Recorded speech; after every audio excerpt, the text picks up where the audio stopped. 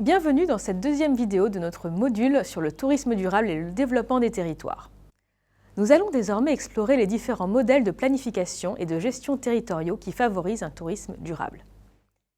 Qu'est-ce que la planification? La planification, dans le contexte du tourisme, est le processus de développement de stratégies et de politiques permettant de gérer l'utilisation des ressources, l'impact des visiteurs et le développement des infrastructures de manière durable et équilibrée. Quelles sont les étapes de la planification touristique? Dans son ouvrage Tourism, Tourists and Society, Richard Sharpley soulignait l'importance d'une planification participative et inclusive, impliquant toutes les parties prenantes, y compris les communautés locales, les gouvernements, les entreprises et les touristes eux-mêmes. Son modèle repose sur 5 étapes clés.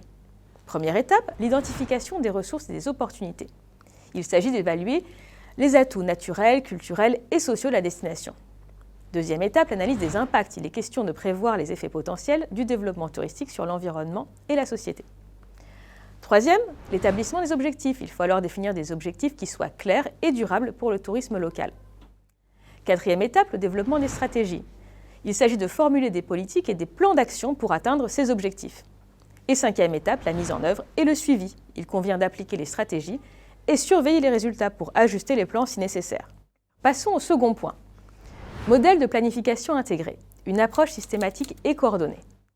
La planification intégrée prend en compte tous les aspects du développement touristique, qu'il s'agisse des aspects environnementaux, sociaux, économiques ou culturels. Au Sénégal, par exemple, dans la région du delta du Siné Saloum, nous avons un exemple de planification intégrée. Ce delta est une zone humide d'importance internationale reconnue par la Convention de Ramsar. Les autorités sénégalaises ont développé un plan de gestion qui intègre la conservation de la biodiversité au développement de l'écotourisme. Des zones protégées ont été créées pour préserver les mangroves et des initiatives d'écotourisme impliquent les communautés locales dans la gestion des ressources naturelles. Par exemple, les visiteurs peuvent participer à des excursions en pirogue guidées par des habitants, ce qui offre une expérience authentique tout en soutenant l'économie locale. Abordons désormais les enjeux environnementaux en termes de planification. L'un des défis est de maintenir l'équilibre entre les besoins des touristes et ceux des communautés locales.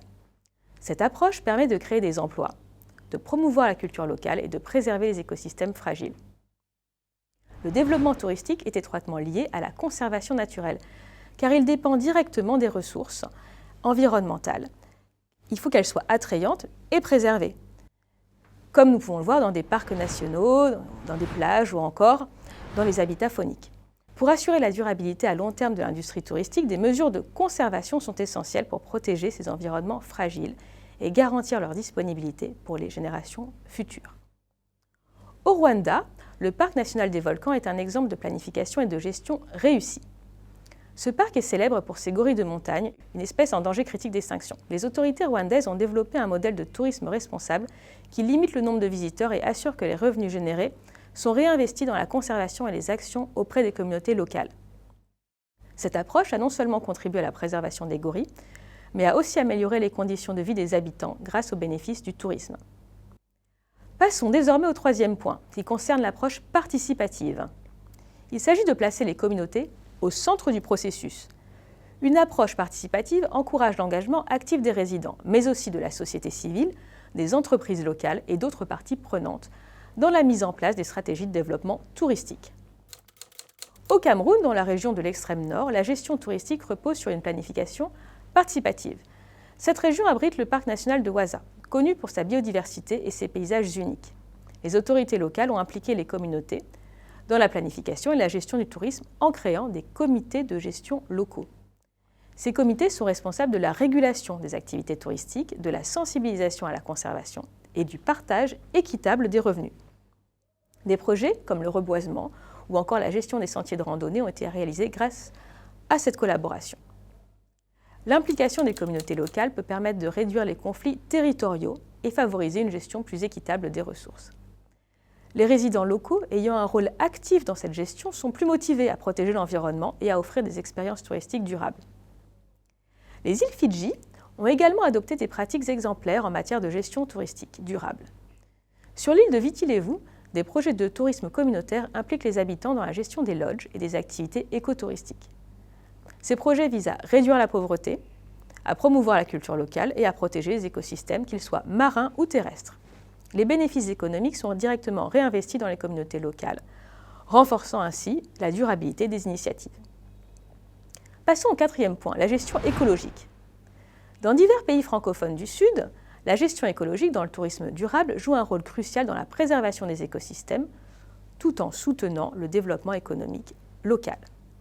Par exemple, au sein du parc national de Sainte-Anne, aux Seychelles, cette approche repose sur la protection des récifs coralliens et des espèces marines, ainsi que la promotion des pratiques de visite responsables et respectueuses de l'environnement. La mise en place de mesures de protection des écosystèmes revêt une importance cruciale pour préserver une biodiversité qui est souvent fragilisée et menacée dans des zones qui sont extrêmement touristifiées. Nous pouvons en premier lieu faire référence à la création d'aires marines protégées dans de nombreux pays du monde. Par ailleurs, aux Philippines, par exemple, la gestion écologique est au cœur de la planification touristique, particulièrement à Palawan. Cette île est souvent surnommée la dernière frontière écologique du pays en raison de sa biodiversité exceptionnelle. Les autorités locales ont mis en place des mesures strictes pour limiter l'impact environnemental du tourisme. Des politiques de développement durable, comme la promotion de l'écotourisme, la restriction des zones de construction et la régulation des activités marines, sont en place pour préserver les écosystèmes fragiles et fragilisés. Des initiatives telles que les gestions des parcs nationaux, comme le parc national de la rivière souterraine de Puerto Princesa, montrent comment une gestion rigoureuse peut préserver les paysages naturels tout en offrant des expériences touristiques exceptionnelles. Les visiteurs sont sensibilisés aux pratiques respectueuses de l'environnement et encouragés à participer à des activités éco-responsables. Ces mesures ont contribué à faire de Palawan une destination exemplaire en matière de tourisme durable.